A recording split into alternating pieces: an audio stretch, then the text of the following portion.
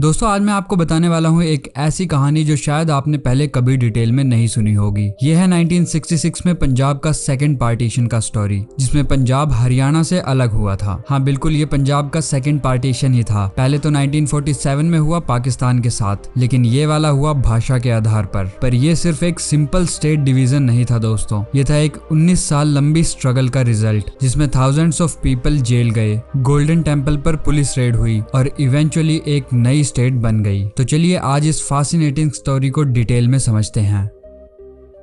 1947 के पार्टीशन के बाद सिख्स के लिए एक यूनिक सिचुएशन बन गई थी। पहली बार in their history they had become a majority community in a specific region, especially east Punjab के ये डिस्ट्रिक्ट गुरदासपुर, अमृतसर, होशियारपुर, जलंधर, फिरोजपुर, लुधियाना और अंबाला। लेकिन दोस्तों यहाँ पे एक इंटरेस्टिंग फैक्ट है, बाकी के 6 डिस्ट्रिक्ट में हिंदू मेजोरिटी थी। हिसार, करनाल, रोहतक, गुड़गांव, कांगड़ा और शिमला। यहाँ से ही शुरू होती है हमारी स्टोरी। अब यहाँ पे एक हिडन हीरो आता है, डॉक्टर BR अम्बेडकर। जनवरी 1948 में शिरोमणि अकाली दल के 3 लीडर्स हरचरण सिंह बाजवा, भूपिंदर सिंह मान और ज्ञानी करतार सिंह ये मिले थे डॉक्टर अम्बेडकर से। और डॉक्टर अम्बेडकर ने क्या सजेस्ट किया, उन्होंने कहा कि सिखों को एक पंजाबी स्पीकिंग स्टेट की डिमांड करनी चाहिए, क्योंकि सेंट्रल गवर्नमेंट खुद लिंग्विस्टिक बेसिस पर स्टेट्स रीऑर्गेनाइज कर रही है। ये था एक्चुअली पंजाबी सूबा मूवमेंट की रियल बिगनिंग। अप्रैल 1948 में मास्टर तारा सिंह ने ऑफिशियली पंजाबी सूबा की डिमांड रखी। बट दोस्तों ये सिर्फ लैंग्वेज का इशू नहीं था, ये था सिख आइडेंटिटी और पॉलिटिकल रिप्रेजेंटेशन का मैटर। तारा सिंह का ये कहना था कि सिख रिलीजन तब तक ही सर्वाइव करेगा जब तक सिख पंथ एक ऑर्गेनाइज्ड पॉलिटिकल एंटिटी रहेगा। यहाँ पे रिलीजन और पॉलिटिक्स डीपली कनेक्टेड थे, लेकिन ऑब्वियसली हर मूवमेंट का ओपोजिशन होता ही है। इसका ओपोजिशन था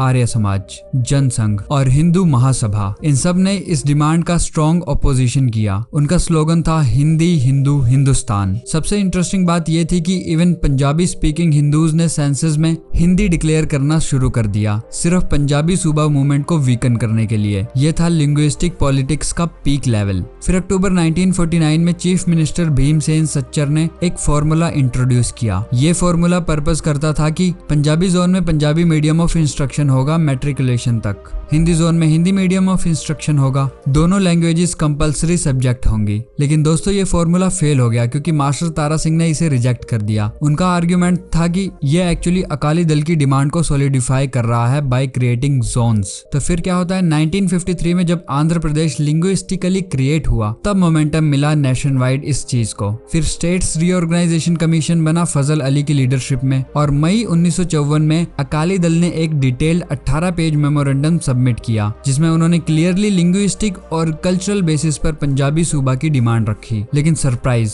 कमीशन ने डिमांड रिजेक्ट कर दी। रीजन उन्होंने ये दिया कि पंजाबी एक डिस्टिंक्ट लैंग्वेज नहीं है और इनफ हिंदू सपोर्ट नहीं है। इमेजिन करो, Punjabi was already in the 8th schedule of constitution, फिर भी ये बोल रहे थे कि ये डिस्टिंक्ट लैंग्वेज नहीं है। यहाँ शुरू होती है फिर रियल स्ट्रगल। अप्रैल 1955 में पंजाब गवर्नमेंट ने पंजाबी सूबा जिंदाबाद स्लोगन पर ही बैन लगा दिया। 10 मई 1955 को एजिटेशन स्टार्ट हुआ। मास्टर तारा सिंह और उनके 10 कंपेनियंस अरेस्ट हुए सिर्फ स्लोगन लगाने के लिए। अगले 5 दिनों में फिर 1000 से ज्यादा अकाली लीडर्स जेल गए। जुलाई एंड तक 21,000 अकाली जेल में थे। लेकिन दोस्तों सबसे शॉकिंग इंसिडेंट हुआ 4 जुलाई 1955 को, जब गोल्डन टेम्पल में रेड हुई। DIG अश्विनी कुमार के लीडरशिप में पुलिस ने गोल्डन टेम्पल में फोर्सफुली एंट्री की, हेड ग्रंथीज को अरेस्ट किया, इवन लंगर के कुक्स को भी नहीं छोड़ा। ये इंसिडेंट इतना कंट्रोवर्शियल था कि चीफ मिनिस्टर भीमसेन सच्चर को पर्सनली अकाल तख्त में जाकर माफी मांगनी पड़ी। 12 जुलाई को स्लोगन बैन भी लिफ्ट करना पड़ा। फिर सीन में एंट्री होती है साल 1960 में संत फतेह सिंह की। 18 दिसंबर 1960 को उन्होंने गोल्डन टेम्पल में 22 दिन का अनशन रखा, स्पेशली पंजाबी सूबा के लिए। इवन PM नेहरू ने पर्सनली अपील की उनसे फास्ट तोड़ने के लिए। फिर फाइनली 9 जनवरी 1961 को तारा सिंह की अपील पे उन्होंने फास्ट तोड़ा, लेकिन विदाउट एनी कंक्रीट एश्योरेंस। फिर आता है साल 1962, चाइना के साथ भारत की वॉर हो जाती है। फिर उसके बाद 1965 में इंडो पाक वॉर हो जाती है। इन दोनों ही वॉर्स में सिख्स ने एक्सेप्शनल करेज और पेट्रियोटिज्म दिखाई। ये उन वॉर्स में उनका कंट्रीब्यूशन था जो इवेंचुअली गवर्नमेंट को कन्विंस किया कि सिख की डिमांड्स जस्टिफाइड हैं। फाइनली 23 सितंबर 1965 को एक 22 मेंबर पार्लियामेंट्री कमेटी बनाई गई। 15 मार्च 1966 को कमेटी ने रिकमेंड किया कि पंजाबी स्पीकिंग स्टेट क्रिएट करना चाहिए। 18 सितंबर 1966 को पार्लियामेंट ने पंजाबी रीऑर्गेनाइजेशन एक्ट पास किया। 1 नवंबर 1966 को ऑफिशियली 2 स्टेट्स बने, पंजाबी स्पीकिंग पंजाब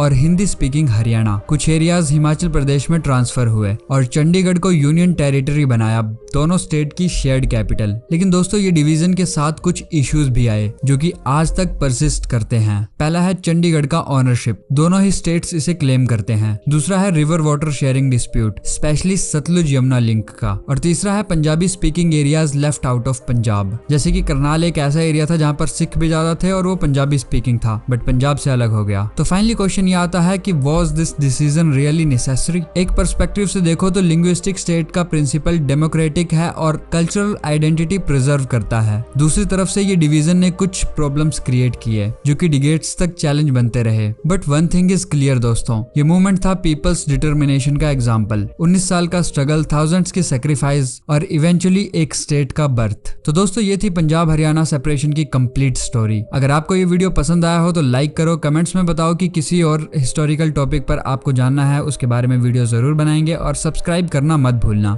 और हाँ, एक इंटरेस्टिंग क्वेश्चन, क्या आपको लगता है कि यह डिवीजन सही था या गलत? अपनी राय कमेंट सेक्शन में जरूर बताएं। चलो मिलते हैं कमेंट सेक्शन में और डिस्कस करते हैं इस बारे में। धन्यवाद।